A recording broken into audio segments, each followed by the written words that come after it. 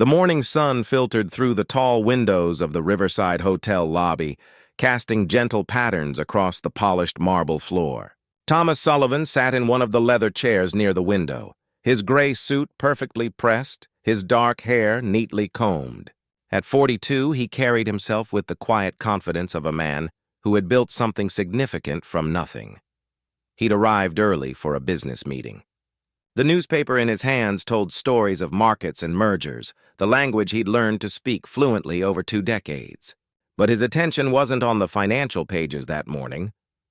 A small figure approached him slowly.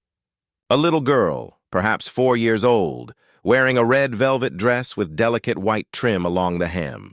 Her blonde hair was pulled back with a matching red bow. She held an envelope in her small hands, clutching it carefully as if it contained something precious. Thomas glanced up from his paper. The child stood there looking at him with wide, earnest eyes. "Hello there," he said gently, folding his newspaper. "Are you lost?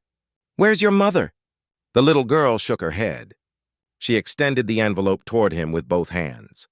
"Can you read this letter?" Her voice was soft, careful with each word. "It's very important," Thomas hesitated. He looked around the lobby for parents, for someone clearly searching for a missing child. But the morning crowd moved past without concern, focused on their own destinations. "Well," he said, taking the envelope carefully, "I suppose I can read it for you. What's your name?" "Emma Grace," she replied, watching his face intently. Thomas opened the envelope. Inside was a single sheet of paper, the handwriting slightly shaky but clear. He began to read silently, but Emma spoke up. "Out loud, please," she said. "I want to hear it too." He smiled slightly and began to read. "Dear, kind stranger," the letter began. "If you are reading this, thank you for taking a moment with my daughter, Emma Grace. She is 4 years old, and she has terminal leukemia. The doctors have told us she has only weeks left." Thomas stopped. His throat tightened. He looked at Emma, who stood patiently, her hands now clasped in front of her. "Keep reading, please," she said softly. He continued, his voice quieter now. "Emma's final wish is simple. She wants to deliver thank you letters to kind people. Not famous people or rich people, just kind people who take time to notice others. You were the person she chose today. She has been watching people in this hotel lobby for 20 minutes, and she chose you." Thomas looked up at Emma. "You've been watching people." She nodded. "You smiled at the lady with the heavy bags. You held the door for the old man with the cane.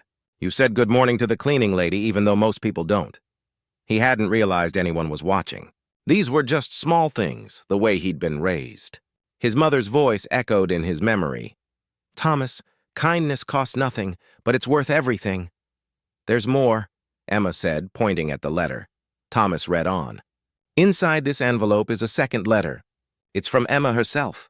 She wrote it with help from her grandmother. Whatever it says, please know that she means every word. And please know that by taking this moment with her, you've given her something beautiful. You've shown her that the world is still full of good people." He reached into the envelope and found a second, smaller piece of paper. This one had larger writing, with some letters backward, clearly written by a small hand with help. There was a drawing, too, a stick figure holding hands with a smaller stick figure under a bright yellow sun. The letter read, "Thank you for being nice. My grandma says nice people make the world good.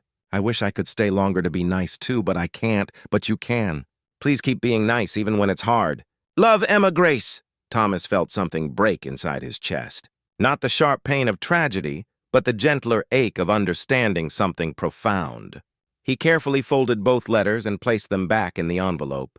He looked at Emma, this small child who somehow carried such wisdom. "Emma Grace," he said quietly, "would you like to sit with me for a few minutes?" She nodded and climbed into the large leather chair beside him. Her feet didn't reach the floor. "Can I tell you something?" Thomas asked. "Yes," she said. "I've spent the last 20 years building a company. I've worked very hard. I've made a lot of money. And somewhere along the way, I forgot why I was doing it all." He paused, looking at this child who had maybe weeks left, who spent her time thanking strangers. "I think you've just reminded me." Emma tilted her head. "What did I remind you?" That the best things we do are often the smallest things. A smile, a held door, a moment of attention. He felt his eyes sting. Your mother and grandmother must be very proud of you. Grandma's in the coffee shop, Emma said, pointing across the lobby. She lets me do this by myself because she says I need to be brave. Thomas looked over and saw an older woman sitting at a small table watching them. She had white hair and wore a simple blue cardigan. When their eyes met, she nodded slightly, and he saw tears on her cheeks. Emma, Thomas said, I want to make you a promise. Is that okay? Yes. I promise that I will never forget this morning. I promise that I will try every single day to be the kind of person you saw today. And when things get hard and when I forget, I'll take out your letter and remember. Emma smiled. It was the first time she'd smiled since approaching him, and it transformed her small face with pure joy. That makes me happy, she said. There's something else, Thomas continued. I run a big company with lots of people working for me, and I'm going to tell every single one of them about you. I'm going to ask them to do one kind thing every day and remember why they're doing it. Would that be okay? That would be very okay, Emma said seriously. A woman's voice called gently from across the lobby. Emma Grace, sweetheart. Emma climbed down from the chair. She looked up at Thomas one more time. Thank you for reading my letter, she said. You have nice eyes. They look sad sometimes, but they look kind. Thomas knelt down so he was at her level. Emma Grace, you are one of the wisest people I've ever met. Thank you for choosing me today. She reached out and gave him a quick hug, her small arms barely reaching around his shoulders. Then she walked back across the lobby to her grandmother, her red dress swishing with each step.